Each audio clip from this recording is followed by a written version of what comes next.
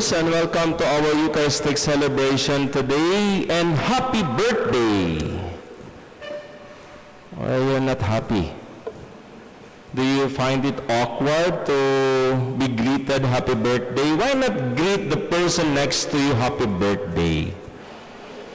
All the more it is awkward. But don't you know, my dear brothers and sisters, today is our birthday. I want you to close your eyes and sing with me so that we truly feel that today is our birthday. Come, Holy Spirit, I need you. Come, Holy Spirit, I pray. Come with your strength and your power. Come with your own special way. Happy birthday. So now, you feel it's our birthday.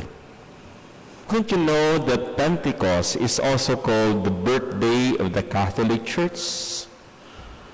Going back to the first reading from the Acts of the Apostles were actually afraid to come to the open, because the moment they do that, they would be subject to persecution and torture, because their Master, our Lord Jesus Christ, received all sorts of sufferings and pains. He was mocked by his fellow Jews.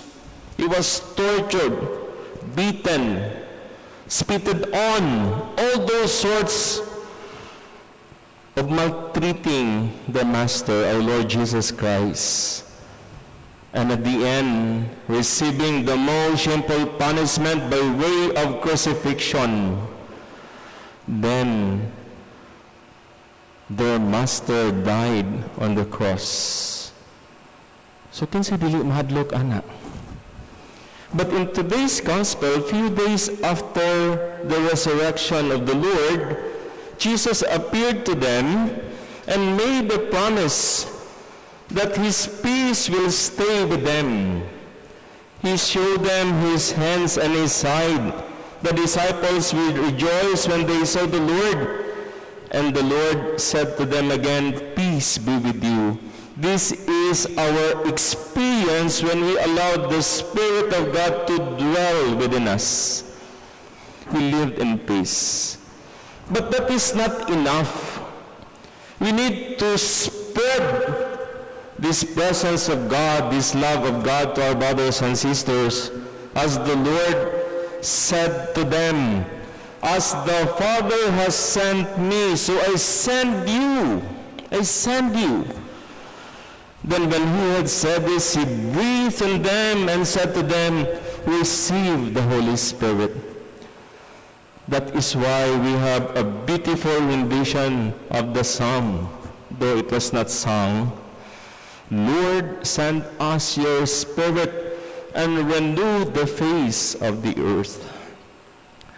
I had a funny experience this morning because Father Reggie said the first Mass, and that was in Cebuano. Of course, the Mass started at 5:30. I woke up around almost 6 o'clock. I took my shower, but I overheard the homily of Father Reggie while I was taking my shower. And then he asked the congregation, "Nakahinindom pa ba mo sa Salmo Responsorio? Basin ang uban sa inyo nakatulog." Nya niingon siya, "Ang Salmo Responsorio nato karon kay Ginoo ipadala ang imong sabon ug bag-uha ang naong sa mga tao." I was taking my shower and I was looking at the soap that I'm using. Ko, nagbinuang man si Padre Reggie. But of course, that was not the responsorial psalm. The responsorial psalm was, "Ginoo ipadala ang imong espiritu ug bag-uha ang naong sa yuta." Lord, send us your Spirit and renew the face of the earth. The Spirit of God, my dear brothers and sisters, will be the one to change us, not the soap. Maskin pag mahal na nga gluta nga sabon inyoha, di yun na magapabag-o sa imong batasan. Mamuti ra siguro ka. Bisan pag kuji soap imong paliton, di gihapon na makapabag-o sa imong batasan. It is only the Spirit of God. And that is why St. Paul in the second reading, in his letter to the Corinthians, addressed the people in Corinth that if you live in the Spirit of God, you will acknowledge the many charisms that you will receive from the Lord.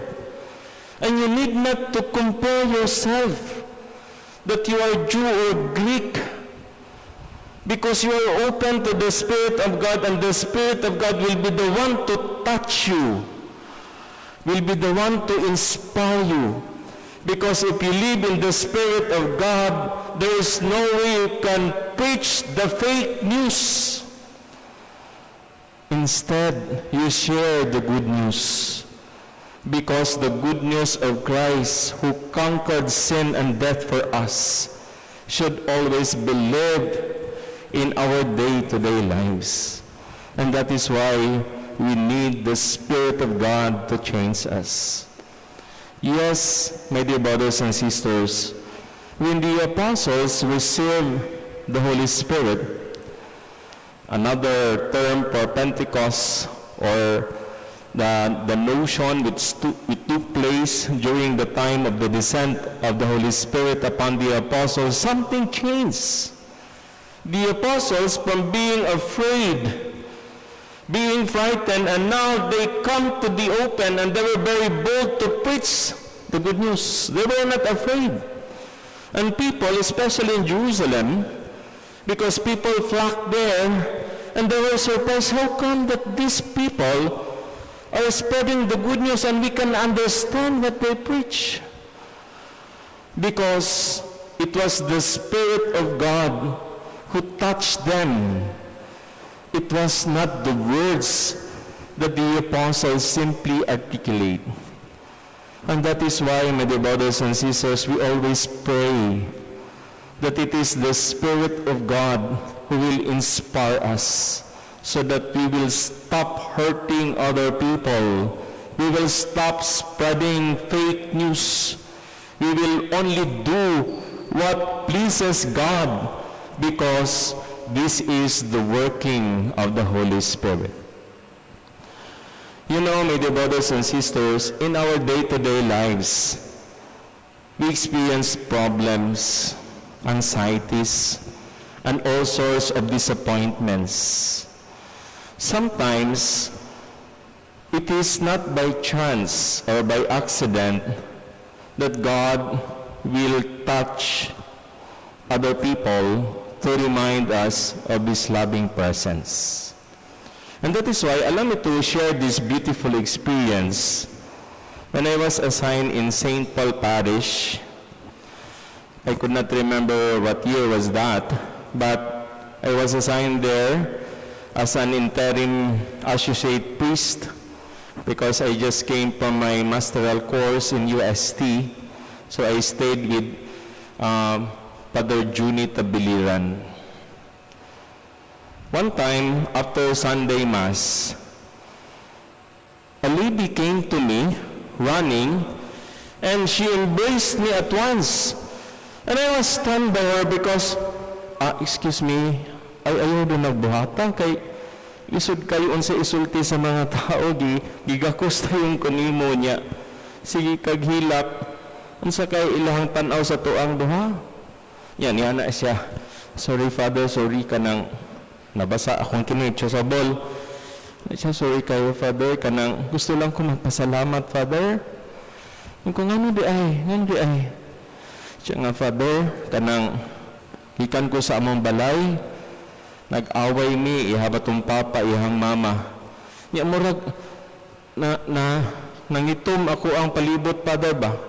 Kanang, murag na mental block ko, murag nasudlan ko daw tang espiritu, nagkuha ko gunting, Father. Gusto na ko patyon si mama o si papa ba to? Unya, kanang nibati lang kog kakurog pa daw niya, akong giitsa ang gunting ni, nilakaw ko niya, nisakay kog jeep, ako kay baluasa. Unya, Father, kanang nakita na ko sa Matina na ay nakabutang nga signage to St. Paul Parish. Yan ay direction, this way.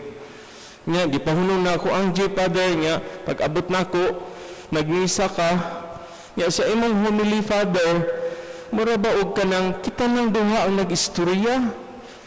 Unya, sige kog hilak, Father, samtang nagamisa ka, tungod kay, mura ba og ino akong ginaymayan? Mauna nga, pasensya gyud ka, Father, kanang murag, muli kog balik sa mga, Father, mangayo kog pasaylo. There I realize I was used by God. Do you know, my dear brothers and sisters, every time we come from the presidential chair, that means the chair, coming to the pulpit, we need to pray. I would like to read it in verbatim. This prayer that we offer before we read the gospel. We bow in front of the altar, and this is the prayer. Lord, cleanse my heart and my lips, Almighty God, that I may worthily proclaim your holy gospel. So who is worthy to preach the good news of Christ? We are not worthy. And that is why we ask the Lord to make us worthy so that we may not feel we are not worthless. All of us experience this unworthiness, but the Spirit of God would like to make us feel that we are never worthless in front of God. And then, after we read the gospel, we kiss the book of the gospel, and then we utter again another prayer through the words of the gospel. May our sins be wiped away. Dili lang na simple nga pagbaw-baw diha. Dili lang na simple sa pagkiss sa book of the gospel. We need to utter prayer, even as a priest, so that we may be able to understand our great responsibility when we preach the gospel, when we proclaim the gospel, because we need to translate the words of the gospel in our day-to-day lives. And that is why, going back to that experience with that woman who came to me crying, I was humbled. I was reminded, Lord, instrumento lang manday ko nimo. Dili manday ko ang ngayon mag-preach bisan pag naan ako'y pagtuon sa theology. Bisan pa og nag-andam ko sa akong homily, I am not worthy, Lord. Lord, help me pray that every time I read the gospel, I proclaim your gospel, your Spirit should be the one to talk to the people and not me telling them. Yes, my dear brothers and sisters, we need to be humble. We ask God to use us, because the moment we allow the Spirit of God, just like the apostles, when they started the foundation of the church, starting then, they were not afraid anymore, even to face death. And that is why the birth of the church started when the apostles proclaimed the gospel of Christ without fear, without even frightened to receive the punishment of death, torture, and receiving the crown of martyrdom, only to give witness on the account of their faith. And that is why we need to be reminded that we have to continue what the apostles started, and that is why it's our birthday today. We have to carry that mission. And that is why 2,000 years ago, these apostles experienced. And now we are continuing it. Yes, it is difficult. because we may feel being ostracized by others. Tingsimba na siya, conservative kayo na siya. Alagad-alagad na sa simbahan. Nya, mauni ang binuhatan. Yes, we receive those criticisms from people. Even some people are afraid. Just before coming here for the celebration of the Mass, I received a text from our Archbishop, and the other day, he also informed us that a nun from Zamboanga of the Carmelite Monastery died because of COVID-19, and 2 priests from the Archdiocese of Cotabato also died because of COVID. And Archbishop was telling us, as priests, we should take care of ourselves because we need to continue the mission, especially with our ministry. And we need to remind the people about the importance of following the health protocols. And sometimes, when I remind the people about how we need to follow the social distancing, sanitation, so on, so forth. Sa mga dungo po, grabe na po na si Father, But I need to continue. And when I received a text this afternoon that another priest from Cotabato died because of COVID-19, all of them we pray that they may rest in peace. I said to myself, should I be afraid to continue my ministry even with this pandemic?